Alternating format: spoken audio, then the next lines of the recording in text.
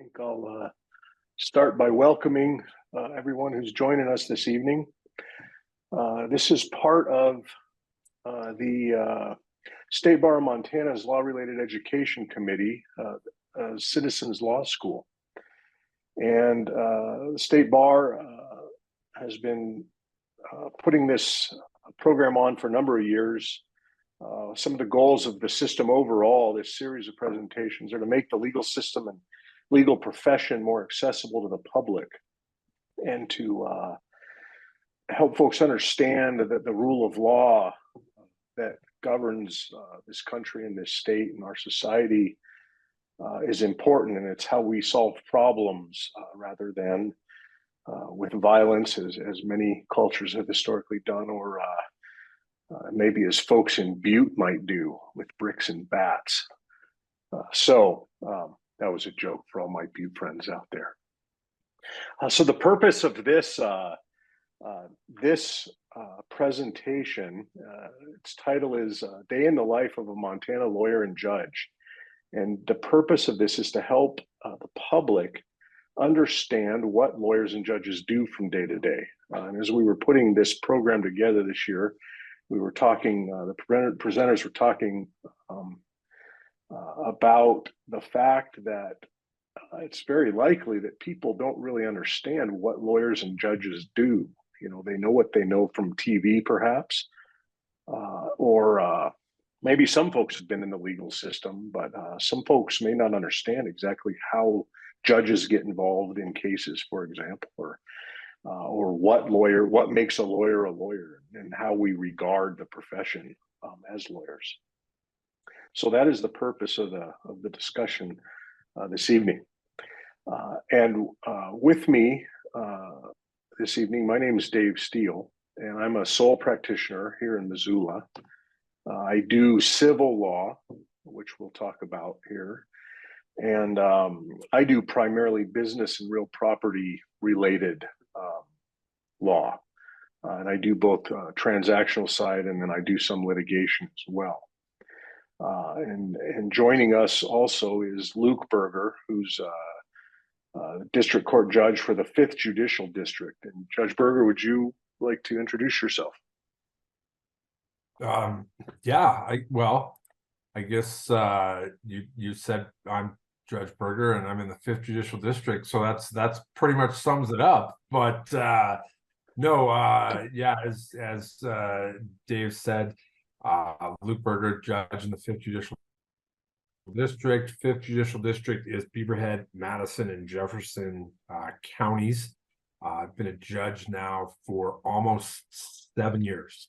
My time with Dave goes back a little farther. I think we met first day or two of law school, 2005. Does that sound right? Yeah, that's about right. Yeah. So turns out that's a while. Yes. How did that happen? Yes. Yep. Yeah. No. So, I agree with what you said, Dave. I think a lot of people don't understand how judges get involved. I think a lot of people don't understand it, and rightfully so. I mean, it's being in the legal system for a lot of people is probably one of the worst things that's ever happened to them. And what I mean by that is you might be a victim, you might be in a criminal case, maybe you've been accused of a criminal case, maybe someone sued you. So a lot of things, it's a person's worst day. And so even getting to know what an attorney or a judge really does is foreign to people. We're not like on TV. Just as most of the people are probably in here, they probably think, oh, it's probably close to TV.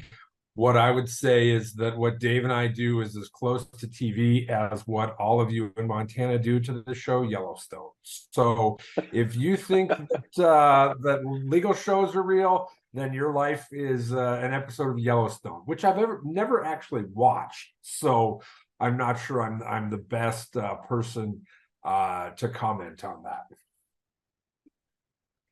I'm not sure either, but I think that is a very accurate statement, Judge. I think that's exactly right. Thank you for that, Judge.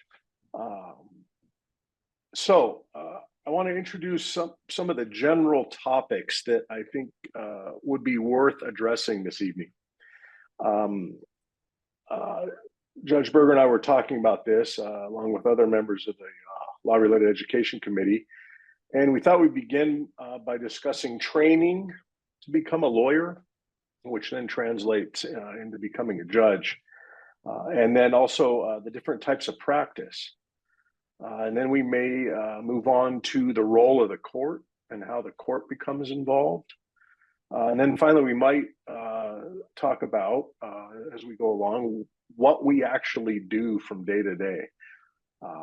And I would never invite somebody to come watch that in my office, because you would just see me reading and writing, and that's about it.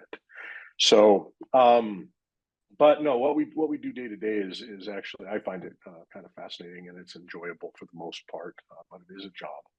So with that, I believe this Zoom webinar is set up so folks can ask questions. And so on the bottom of the screen, I think there's a chat button there, and I think you can ask questions through the chat, and I'll try to monitor that as we go along. And if questions come up, I'll read those to the group, and Judge Berger and I can try to answer those if we're able. Beginning with that first topic, training and types of practice. Really,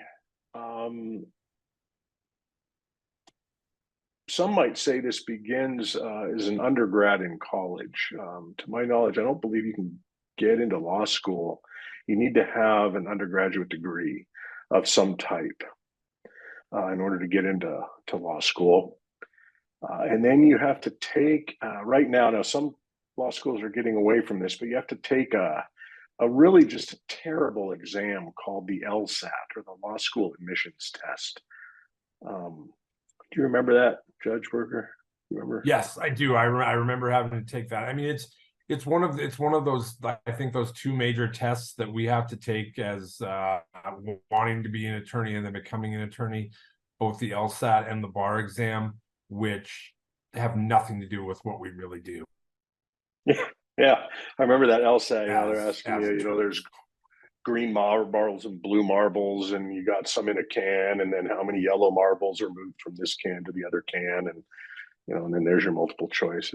But it's quite difficult. People take classes to learn how to deal with those types of questions, and they give you a long passage of just the most terrible, dry something to read, and then they ask you a series of questions about that. And I think they're trying to gauge whether you can pay attention to something that's very, very difficult to read without kind of your eyes glossing over. So you get your undergrad degree, and then you take your LSAT, and for the most part, you need to maintain a reasonable grade point average in your undergrad. And then here's something that a lot of folks may not know, is that there's one of the things that they look at both when you're getting into law school and then as you go through your law school career is what's known as character and fitness. And the bar and the folks that look at whether folks are going to come out of the backside of law school and make a good attorney, they look at your character and whether you are going to have, I don't know, how would you put that, Judge Berger? Would you say the moral compass? How would you put that? I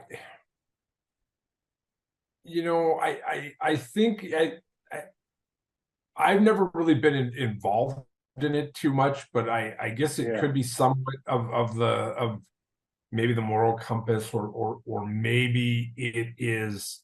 I think with a lot of things, the law is a perception-based profession, and I think that when you're in law school, they try to craft at least your perception so people I don't want to say trust you, but have some faith in the process. And I think Yeah, that's kind of where it comes from. But no, I'm not sure. I agree with you, Dave. I'm not quite exact sure how to describe that because yeah, you know, I mean, they ask questions about traffic tickets, so on and so forth, and so I you know, if you get a speeding ticket here and there, does that actually show a blatant disregard for the law, or what is that? So I'm not sure. I think maybe add some of that to the things that are beyond me on a daily yeah. basis. Yeah, and it's a hard question, but it begins there in law school, you know, and they start running your background check, right? And you have Yeah. to fill out those applications, and I mean, I think we can give examples. You know, I think that if somebody, you know, if it were discovered that, and they do discover it, they will discover it. You know, somebody's convicted of, you know, felony theft for stealing money from elderly people's retirement accounts. You know, I don't know this. I mean, like you, I'm not involved in those sorts of things, but I would imagine that's going to be a huge red flag, right? They're going to say this is a person who may try to steal money from clients, for example, right? Or not, I don't know. You know, And I had a I think dog at large ticket, and that yeah. wasn't an issue apparently. So I think a lot of that stuff comes up later when it comes to honesty of whether, I mean, you're 18, you get an MIP, that's a mistake. You're 20, you do something, maybe there's people I know that have gotten DUIs and stuff like that. You're honest about it, you admit your mistake. I think that's a big thing because at least, and this kind of goes to what I do on a daily basis. Like, I understand no one's perfect. I'm not perfect. Everyone's got something going on. But I think a little bit of honesty goes a long ways. And I think that's kind of where that comes in the beginning of law school, that they're trying to tell you, own up to your own mistakes, be straightforward. Don't make that the issue. Make the issue actually being the issue that they're dealing with. But I agree. That's something that comes up pretty early. yeah. So anyway, that's just one thing that I think a lot of folks may not know is that aside from all the tests and, you know, can you think okay and can you read okay and is your GPA okay, they start assessing, you know, are you a reasonably, you know, honest person? Are you willing to tell the truth? Are you willing to support the rule of law and the legal system, right? That all this is based on. Going on with the training, so it starts there. You know, you got to get through your undergrad first, get all that done, and then you go into law school. And Judge Berger, do you have any impressions about law school? Those 3 years, how was that? We were there together. Yeah, we were there together. Uh, it's one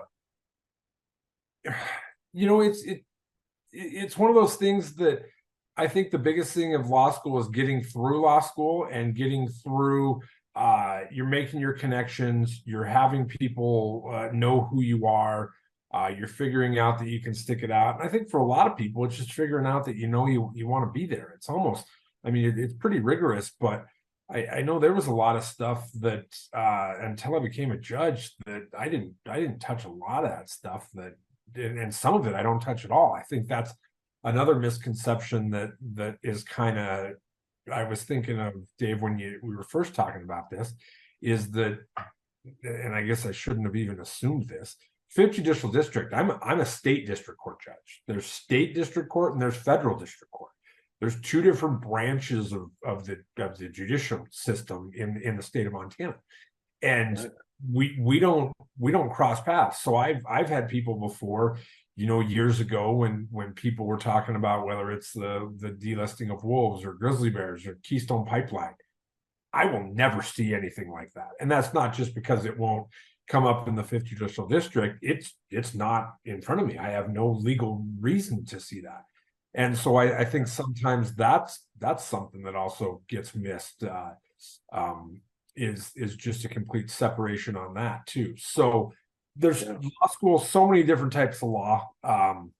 you make friends, you know people. And that was my general perspective on law school. I think, maybe jumping into the chat real quick, Dave, I think where we're at with this question, we had the question of what inspired us to go into the field, and that's, I'm guessing, field of law. I don't know. So when I started law school, I knew Dave, and then we had another friend. I'll keep people's names out of it, other than to say that I started when I was 23, and I believe Dave and the other friend I'm thinking of were slightly older than 23. And so people come into law school at different stages in their career. I got into the field because I was interested in it, but I didn't know what type of law that I wanted to do. I truly didn't. And I think Dave had a little more experience in life than me as a 23-year-old, and I'm not sure. Why'd you go to law school, Dave? Well, I ask myself that every day. No, I'm fortunate that for the most part, I love the decision that I made there and my job. So I got my undergraduate degree in political science and political philosophy specifically, and I was really interested in the way that societies govern themselves and the relationship between the power, the government, and the people, and how all those dynamics worked. And so when you're in that in undergrad, a lot of these fundamental legal principles come up. And so I said, "Oh, that'd be really cool," And there were other people that were back in the day. They were, I think they called them pre-law back then. I was not that. So that's where I sort of started my intellectual interest in that. But I've always been after that, I was a professional mountain guide and river guide for a long time. And so I've always had a service-oriented outlook. I like to help people. That's just sort of how I'm wired. And so then when I discovered that I couldn't sleep on the ground for 300 days out of the year any longer, I was in my mid-30s when I went back to school, and I said, intellectually challenging, and it's the law. I learned from a friend who had actually recently graduated at that time from law school. It's a service-oriented profession. I think most folks that go into the law, contrary to popular belief, they're not after. There's probably a few out there that are after, the big bucks. They think lawyers make a lot of money, and some do. Coast of the United States, they do for sure. But I think most folks, my experience has been, most folks are service-oriented people that want to help other people through what are really difficult circumstances. When we talk a little bit more here and about the types of practice and the different areas people practice in, some of that stuff is really difficult, and people's livelihoods, sometimes their lives, are on the line. So that's why I did it, because I think it's an honorable profession. I think it's a noble profession. It's service oriented. It's here to help. I think it's foundational to how we avoid solving problems in other ways that people have done historically that are much less pleasant. So, long-winded answer for that question, perhaps, but that's what inspired me. That's kind of what keeps me going, actually. So, yeah. So anyway, so you and I, Judge, went through law school, and we took 3 years. Classes. I think 3 years. Yeah, it's 3 years. Some people can do it in 2.5. I know, and some people take some time off and do other things. But it's 3 years, and then an unprecedented amount of reading. So much reading, and then practical stuff. We do clinicals and work with professors and attorneys that are out in the community. Do you recall what you did for your practical stuff? Yeah, my clinic was I was the associate students of the U of M legal services. So it did criminal defense work or landlord tenant work for students of the undergrad. I know I wrote a couple motions, appeared on a couple cases in municipal court, worked on some landlord tenant stuff. That was one thing I liked about the Montana Law School was you get into that practical stuff because there's a lot of places that don't. There's a lot of people that can ramble on at theory, and then they go to their first job and their boss says, "Okay, go file this with the clerk of court," and they're like, "What?" They don't know where the courthouse is, and it's right. That's one thing that I really appreciated about our law school was that it was smaller, and we had that. I also think, and I have people ask me this all the time. They're like, "Well, I want to go to law school. I want to do this. Where should I go?" And I mean, this is going to show a bias of me. I was born in Montana. I've lived in Montana my whole life, except for 1 year of doing AmeriCorps, and I knew I was coming back after living in inner city Baltimore for a year. I knew I just wasn't built to live out there. But the legal community in Montana is so small. I tell people, if you want to practice in Montana, go to law school. And that's not to say that it you couldn't get a good legal education elsewhere. I think a lot of it is really the connections that you make and the people that you meet that helps with that, because it is such a small legal community in the state. And there are people from Montana that are very successful. That have gone to law school elsewhere. I'm not saying that you shouldn't do that. I think part of the reason I say that is I had no lawyers in my family. I didn't have any connection to anyone. And so it wasn't like if I went to law school in Idaho or Washington or somewhere that I was going to be able to call someone in Montana and get back here. So that was kind of my reason of going where I did. Yeah, I agree. And it's we moved up here. I moved up here. A bunch of folks that I actually used to guide with. There's about half a dozen of us that moved up here to settle down after our bodies wore out. But this is where I met my wife now and raised family, and so I knew I was going to stay here. But I agree with you. The U of M, now known as the Alexander Blewett School, the third school of law, is I think it's nationally recognized for its practical application. When folks come out of that law school, I think that certainly they can take you as far intellectually as you want to go. But really though, when you get out, I think it's one of the few schools where you walk into a law firm and the partner says, "Hey, Dave, I need you to draft a complaint and go file it." And you say, "I can do that."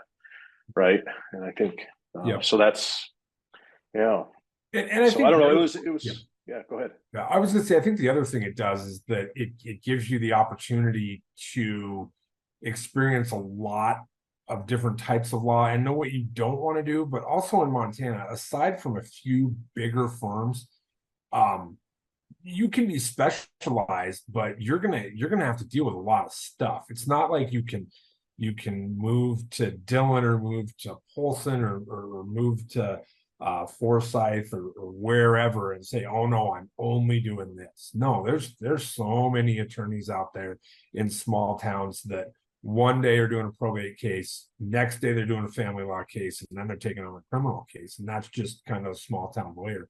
And so I think that the law school really opened that up for us. Yeah, and especially in a state like Montana, where most of the communities are pretty small, you got to know how to do a fair amount. So So anyway, so we move through law school, and then we take that bar exam, and I don't think we should talk about that because it gives me some real bad flashbacks. It's a 3-day exam. 3-day exam though. It's hard. It was. It's changed now. Yeah. And it's changing again, I think. It's completely changed now, and so that's different. But then pass the bar, and that's how you become a licensed attorney.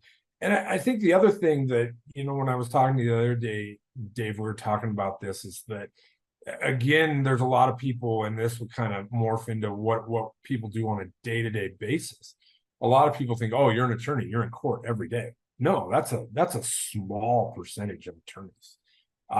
Actual litigators are, I think, a small percentage of attorneys. You've got people that go to law school that we went to law school with, or that I know, that have never stepped foot in a courtroom, whether that's because they go into an HR department of a big business, corporation. They go off and they do other sorts of representation. They use their skills in other areas that it helps them with. They're not what you think of as traditional attorneys. I mean, I think actual litigators, or people like me that sit in court all day, we're few and far between. I mean, Yeah.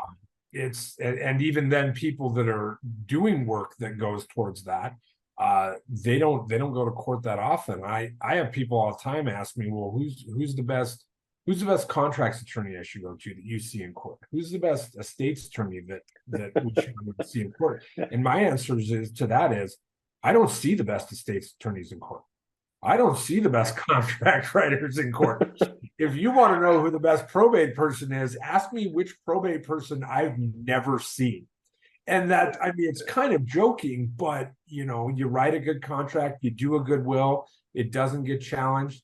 I'm never going to see it. I mean, it's not to say that people that do write wills that end up in court are bad attorneys. It's the situation, but a lot of that stuff, and like I know some of the stuff you do, Dave, with like business stuff. I mean, your entire goal for your client is to never see someone like that. Exactly. And to have the other side look at your contract or your articles of incorporation and tell their client, no, Dave did it right. Or you look at it and you tell your client, you could pay me a lot of money and we could go to court, but this is done the right way. And I think people miss that sometimes, that the litigation is the last option. Yep. Yeah. And that's, I think that's a real salient point, is there are few actually lawyers who do the, well, nobody really does the TV style court stuff, but that's just not a day in the life. Is, I mean, perhaps like county attorney, right? Or the city OPD. attorney, or the office of the OPD, the office of public defenders, right?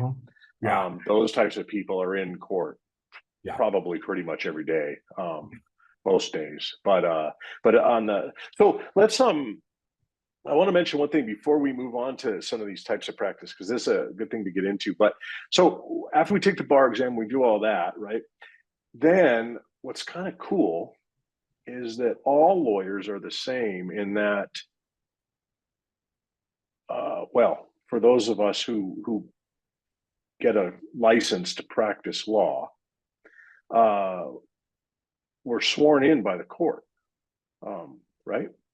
And again, it's state court, and then there's federal court, there's tribal court. All different courts, you get sworn into those. For example, the Ninth Circuit Court of Appeals, you got to get sworn into that.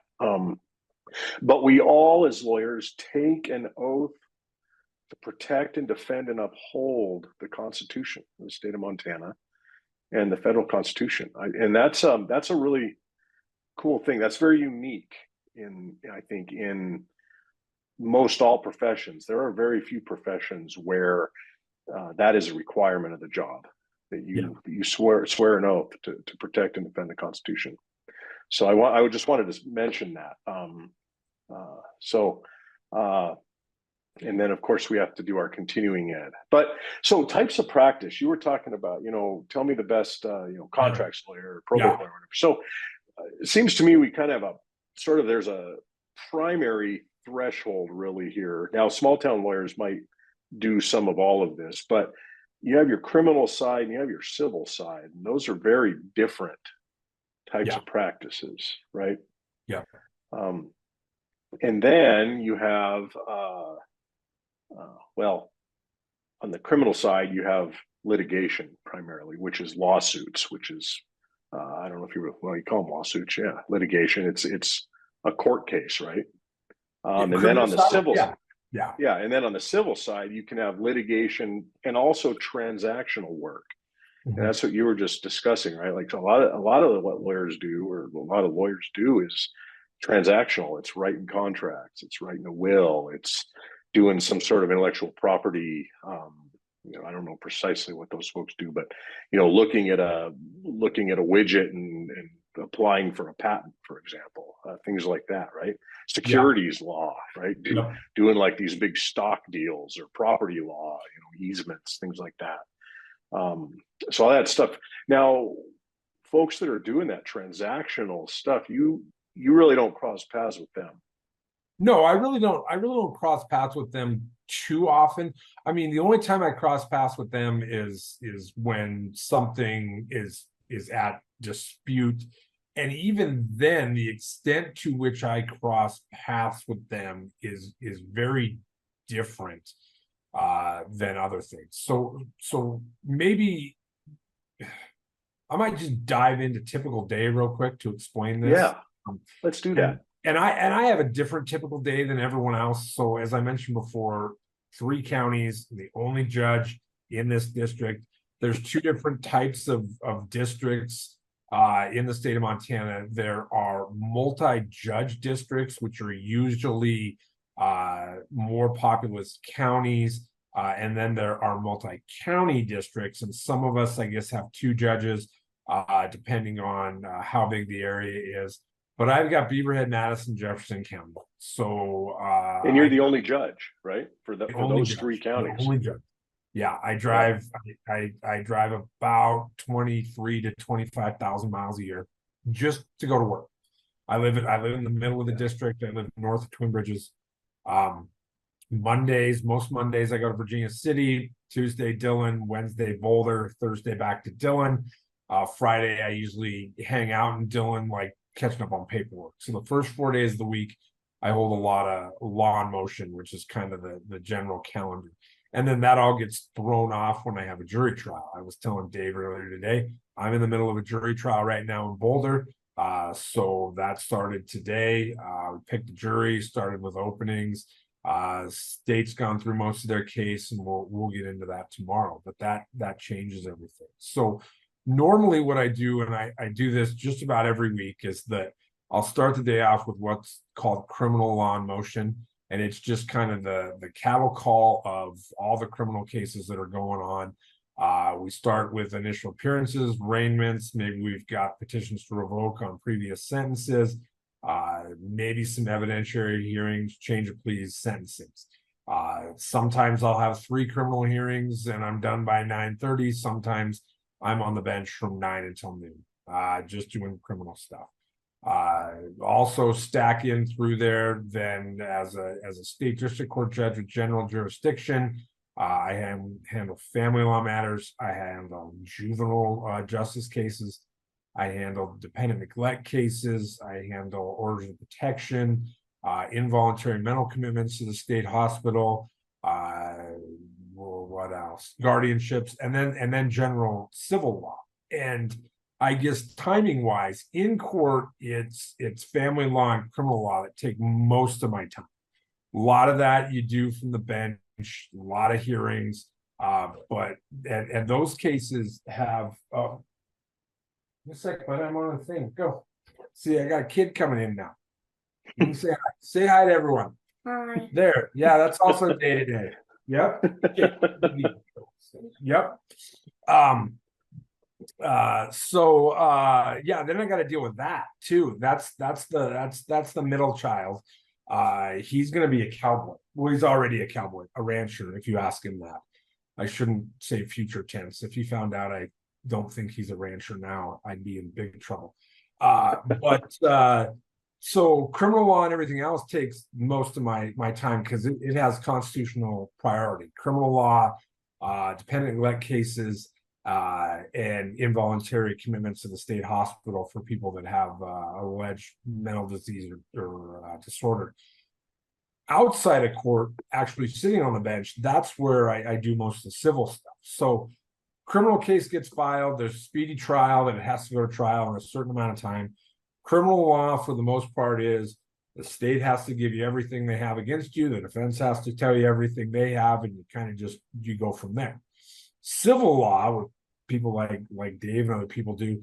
They file lawsuits, the complaint comes in, we set a trial schedule, and I don't know what you guys were doing. It's kind of I tell people it's like wedding crashers. It's like Will Ferrell's mom in the kitchen making meatloaf. I don't know what's going on back there, but eventually I'm going to find out, because sometimes, and David, you may have experience with this, is that not even from my schedule, a case filed today, they may have a trial in 2025, and that's their choice, or 2026, because that's how the litigation has to go.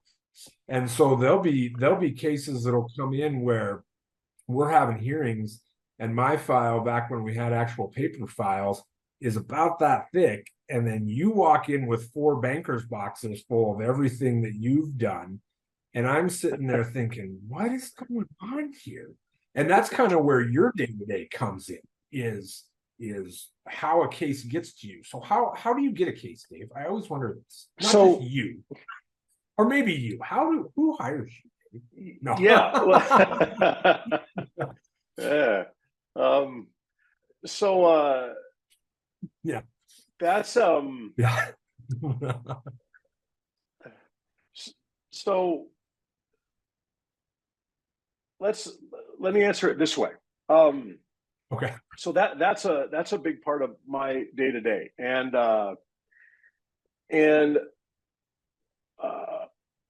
so I think it's important to talk about different types of firms.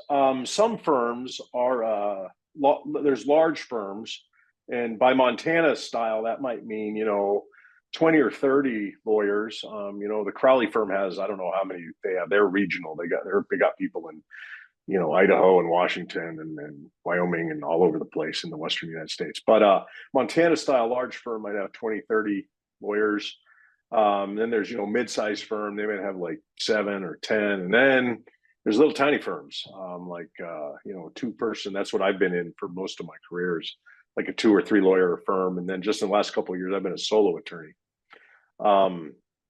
So that's, those larger firms, you might have lawyers that specialize in, go real deep into one area, right? Like one lawyer who says, all I do is I deal with limited liability companies. And I know pretty much everything there is to know about limited liability companies.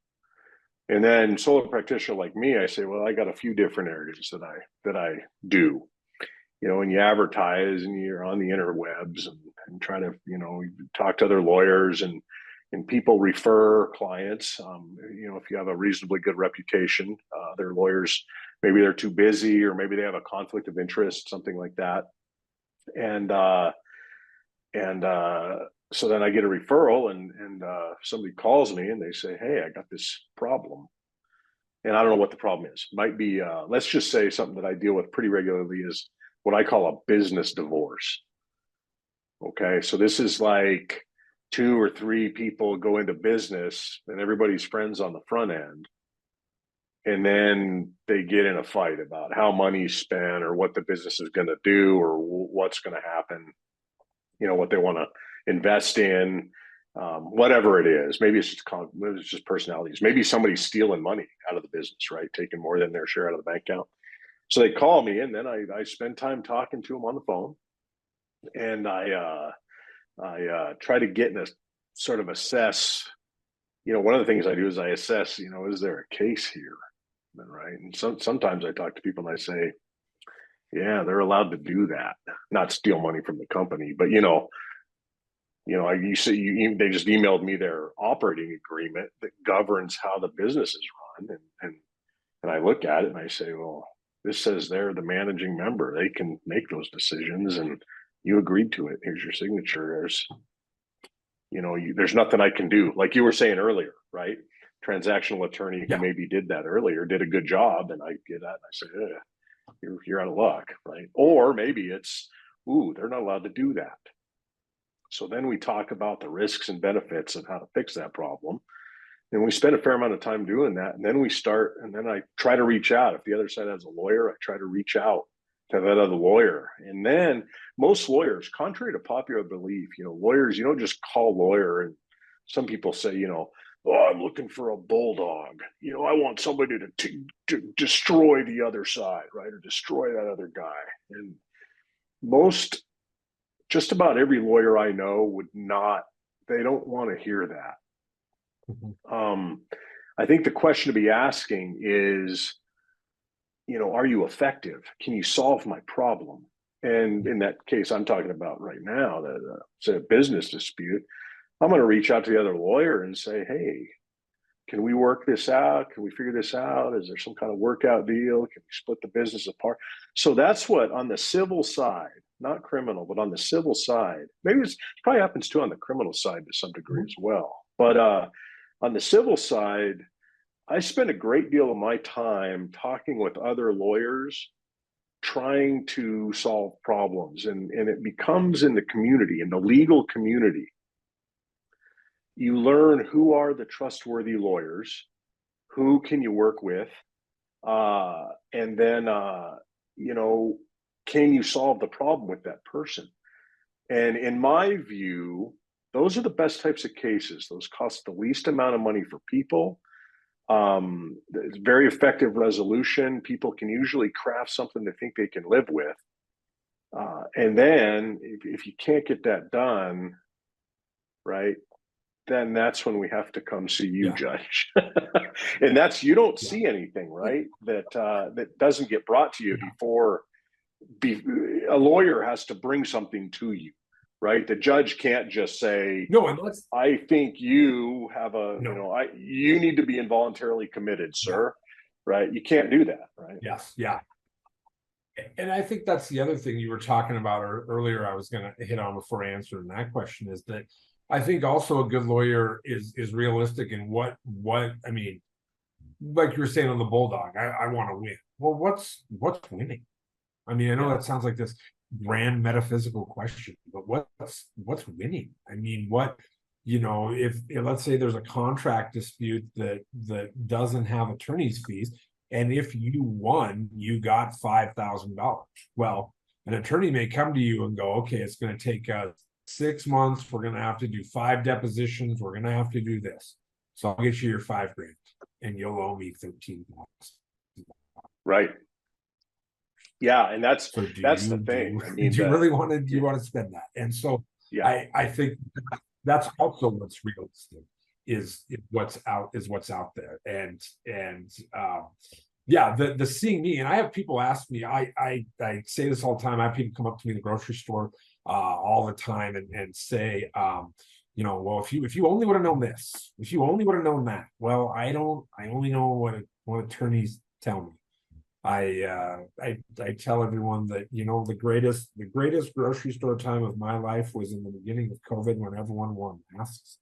I could put a mask on, I could tuck my beard up like this and wear sunglasses, and no one knew who I was, and it was glorious. And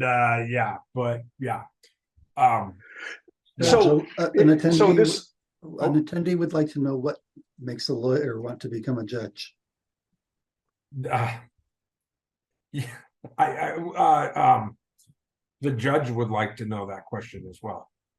So if anyone can answer that. No, in my case, it's somewhat interesting in that, Dave and I went to school with some people that definitely said, oh, I want to do this, I want to do that, I want to get into politics, I want to be this, I want to be a judge. I never thought I wanted to be a judge. It wasn't something that I set out to do. I wasn't sure. I did criminal law in Helena for a long time at both the city and the county, and then frankly, this came open because I met some judges, and I kind of liked hearing what they had to say about the different styles of law that were there, and kind of the refereeing of it. But one of the biggest things for me is frankly, it was, I grew up in Dillon. My wife, who's also an attorney, grew up in Twin Bridges. This job came open for me, and we got to move home. And so I will say that serving my community that I grew up in this way, and moving home and having my kids go to the same schools that we did, that was a big thing. And so I don't even know if one of my main motivations was more quality of life than anything else. So I think that also in certain situations, there's people that want to become a judge because they see they can be part of the system that helps or is creative in coming up with things. There's, I think there's a lot of motivations for people wanting to be a judge. I truly struggle to answer that because, and I joke some days that when I figure it out, I'll let people know. But yeah. Now, so Judge, and I confess, I don't know what would make somebody want to be a judge. I did my clinical for a couple different federal judges when I was there, and that is, in my view, I think one of the hardest jobs there is. So, like I said, I do kind of business and real property for the most part, but there's also other little dabbly stuff I do. I hate to say I dabble, but there's other stuff I do, and lots of small town lawyers do, some criminal defense, simple wills, contracts, maybe litigate a easement case, maybe some farm or agriculture stuff, maybe some water law, pretty broad spectrum, right? Big firm like Crowley Fleck, you have, like I said, a lawyer who might do like limited liability companies, and then 2 offices down, that lawyer only does corporations. Yeah. 2 different types of business entities, but different. And I do all those. They do just the little 10 thing. You see it all. Yeah. I mean, everything under the sun, really. Yeah. I mean, except for example, maybe tribal, there's tribal court, right? Yeah, I don't see anything tribal. Nations have their own. Yeah, First Nations have their whole own court system and all that. Admission, you got to get admitted to that bar, separate admission, right? Not part of the state, not part of the Fed. But and then these federal type issues, right? The Keystone Pipeline. But otherwise, I mean, you're seeing every type of criminal case, every type of civil case, everything, all different issues all the time. Yeah, and I see water law, I see a little bit of everything. And part of it is I like the variety. I like what's out there. I do really enjoy the job. I enjoy that, and I think why some people become a judge is I enjoy my ability to remain neutral and maybe not solve a problem, but help people come to their own conclusion. And this is what I tell people a lot in family law cases. And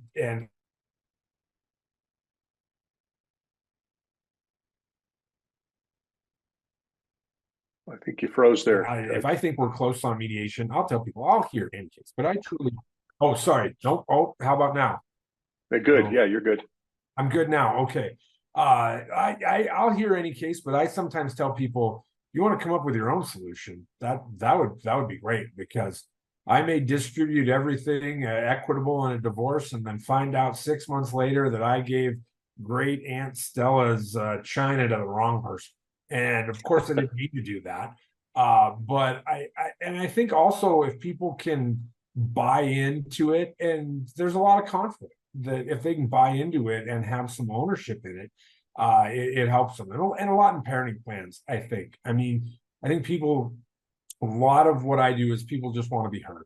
And I've had people, one of the hardest things when I first became a judge on some complicated civil stuff, because I didn't do complicated civil, and I used to always joke that, Dave, as you see people on like their LinkedIn or whatever, as they say, oh, I'm an expert in complicated civil litigation. Well, I've never seen anyone say I'm an expert in basic civil litigation. I don't like to do basic civil litigation, but I don't want to say I felt bad, but you got to rule against something.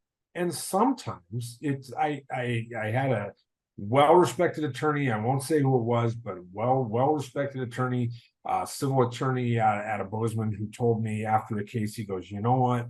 Sometimes we know this is good. This ends the case. We did what we could do. We took our client's case to court. We litigated it as good as we could.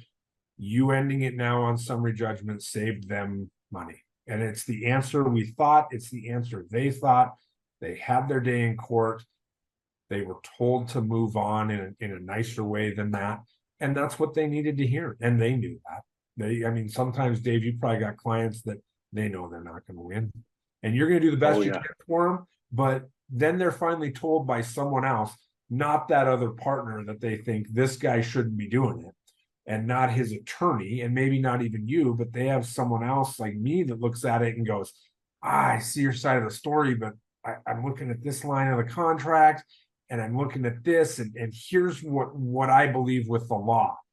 And at first, ruling against people, I mean, it still is hard at times, but sometimes they're like, okay, you know, I'm not now we have our answer. Yeah, I'm not going to agree with that jerk who's my former business partner. I'm not going to agree with that. But if this neutral guy is telling me that I don't have a case, maybe that's it. So that's a lot of the day-to-day stuff on that. Yeah. Yeah.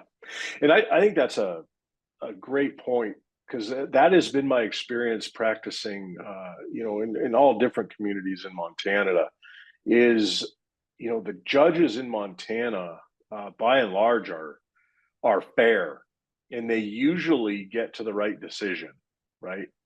And they try to do their best. I don't see, sometimes you hear in the public discourse these days, people have a mistrust of the judiciary, and they say, oh, the judge is political and they're making these decisions. But, and that just, as somebody who is in the system, who's a lawyer who goes to court, some, not as much as others, but some, and that has just not been my experience. Judges, I have found, are in Montana certainly are they're neutral parties who listen to both sides. They have that demeanor that's, they don't come down on people. Now, every now and then I'm sure you probably yell at somebody if they're just being a real knucklehead. Oh, yeah. And you have that right. I mean, you got to control that. You control the court, right? I mean, it's your court. So, but it's generally very calm and reserved, and you try to get to the right legal answer, and you more often than not you do. And then I agree with you, and that's part of my day-to-day is I have these discussions with clients saying, I think, that's what part of my stress, the stress of being a lawyer is you try to hold the crystal ball and say, what's the judge going to do? And, who the heck knows sometimes, but, you say, I think, I don't think there's a very good chance you're going to win this. And, but you're exactly right. You go in, they get to tell their story. Judge says, yeah, that's a terrible thing. I feel so bad for you, but you lose. Yeah. This is why, right? Yeah. This is what the law says. And we all follow the law, right? That it's the rule of law that we all have to answer to, right? And I think the other thing that's a little different on that, and I definitely understand the perspective of I mean, it's kind of like when people talk about the government, like Joe government, but Joe government is not your friend Paul that works at the BLM, or it's this big system, and I get that. But at least from my perspective as a state district court stuff, the stuff I'm doing on a day-to-day basis is the real down and dirty. I'm not. I mean, again, I'm a state judge. I'm not ruling on any Second Amendment issues. I'm not ruling on any big federal litigation, and not because I'll say I'm not qualified to be a federal judge. But you probably are. I'm doing family law. I'm doing this. I'm doing that. And I think that's why I was really excited to do this presentation with you, is because even like my parents or other people, they didn't know what I did, and they come and they watch and they're like, holy cow, that's not what I expected. It's like you did 2 hours of criminal, and then you listen to a parenting plan, and then you've got an estate case, and it's the little stuff. And so even on the Montana basis, I mean, I've been on the bench, as I think I said before, 7 years. I've had one, and it's current constitutional question, and it's not even like a I don't want to say it's a big deal, because every case is a big deal to the litigants, and I won't comment on it, obviously, but that's not really what a state district court judge does. Is that now in Helena maybe a little more, because it's the capital, and they're out there, but they get a lot of that stuff, but that's not really what a state district court judge does. And so I understand when people say, oh, there's these runaway judges that are doing this or doing that, and a lot of times I'll have people say, well, I saw this judge in Florida, and it's like, I don't even know any Florida judges. I'm not. So and then Florida law is different. I think that's also the other thing, is that people will call me every once in a while, or people have probably called you and have said, well, I'm down here in New Mexico, and this is going on, and I say, I don't know anything about Mexico. It's have any idea. Completely different. And I think people would be surprised at how deep in the minutia lawyers are from day to day. I mean, I take calls from just random citizen, asking a question, and they don't even hire me. And so, I'll bet I spend 2 hours a week anyway, just talking to folks, talking them through a problem, and saying, well, here's what I think. Here's what I think that your landscape looks like that you're sitting in, and I don't know what you should do, and I don't know if you should hire a lawyer, because it sounds like it might be more expensive than what you're dealing with here. So I mean, I want to point out that lawyers and judges too, the amount of pro bono that they do. It's and I had some data here, but it was significant. In 2022, there were 1,637 attorneys who did about 141,000 hours pro bono, helping the public access the legal system. Folks that can't afford lawyers, volunteering their time, valued at about $20 million, calculated at $175 an hour, which is low, incidentally, for what an average civil attorney. A lot of that, as you said, is actually pro bono doing legal work. You got to think of the also amount of attorneys that are, I mean, to the folks that are out there, think about if you're on a board or you're on anything, you got an attorney on it. Maybe it's probably not a school board, but like just any board for maybe a private school or an organization, or the Y or the JCs or something. There's an attorney on that board who's advising, probably helping you a little more than not that they should, but they're giving you a little legal advice, and that's out there. And then the judges, I mean, there's judges that do the same thing, that are out there doing committees. Like I'm on an interim committee. I do sentence review. I travel around the state and do other cases. I mean, we're kind of all out there, but I definitely think that the pro bono work is important. And for the most part, most lawyers will do it. Like I'll request people. I mean, back in the day, you hear 30 years ago, the people just got a sign. It's not as much now, but I call around and I'll say, hey, I got a family law case, and there's one side has an attorney. I think this thing could get to ground really quick if the other side had someone to talk to. Can you call them? Can you do like 3 hours of pro bono? And they'll do. And for the most part, a lot of that stuff settles. And I know someone asked for the numbers in the chat. I know they're somewhere on the website, but I think Joe's typing that up here. And I think it's a great thing, because it's just like any profession. I mean, trading for this or trading for that, you can help people out, because on some things, there's some of those cases that without attorneys, they take 10 hours. With an attorney, it might take 4 hours. Well, is is that attorney, they're giving their time, they're using their expertise. The other thing is they're helping the system.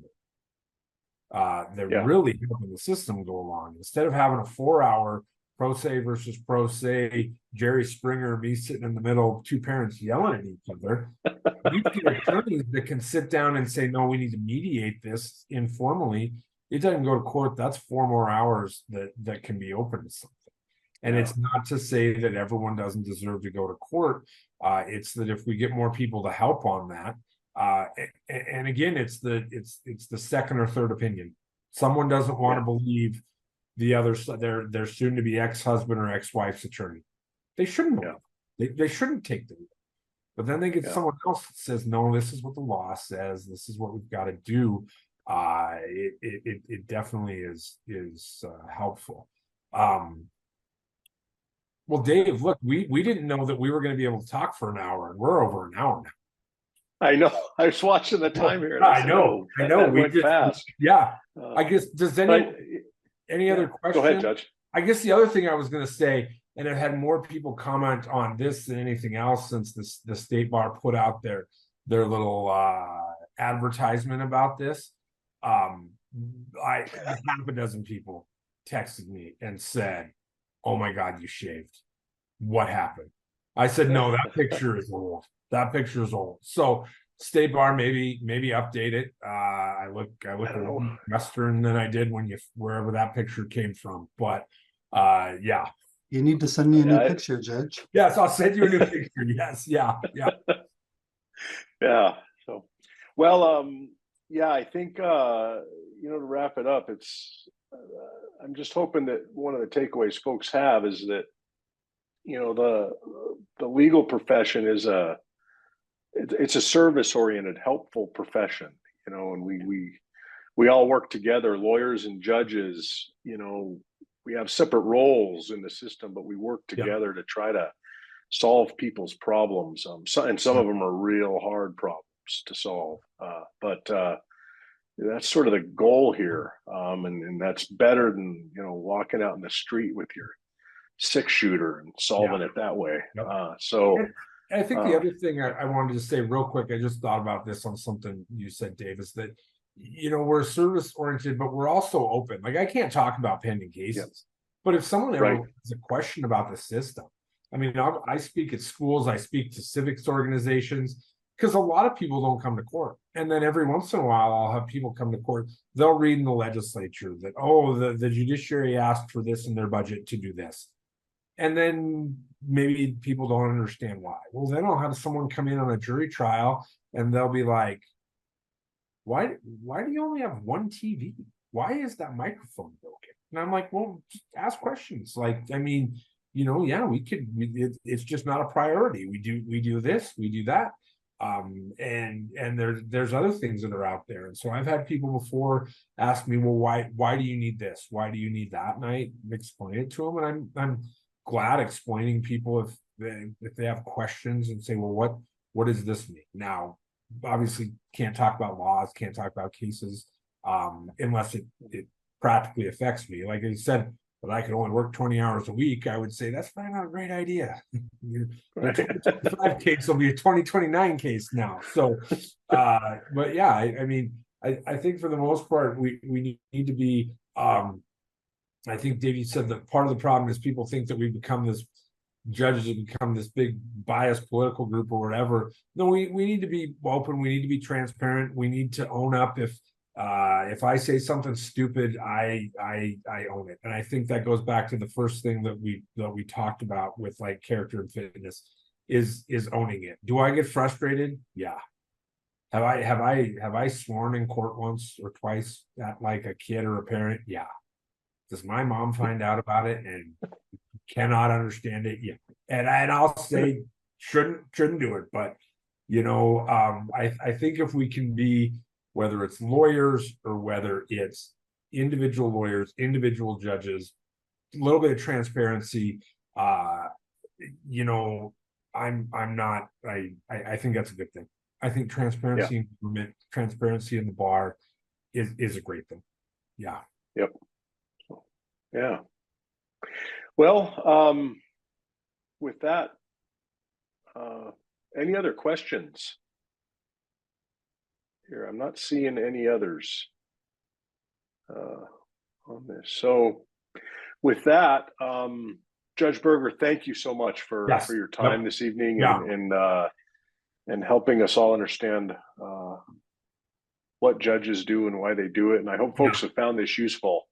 Lots of resources out there, so please feel free to reach out if you want to follow up. Someone just thanked us. Thank you. And thank you. Thanks for everyone that tuned in. Appreciate that. Yes, thank you. I hope you found this useful, and thank you, participants, for joining us. So appreciate it. Thank you, State Bar. Thanks, Joe, for doing technology. Thanks, everyone. Have a good night. Thanks.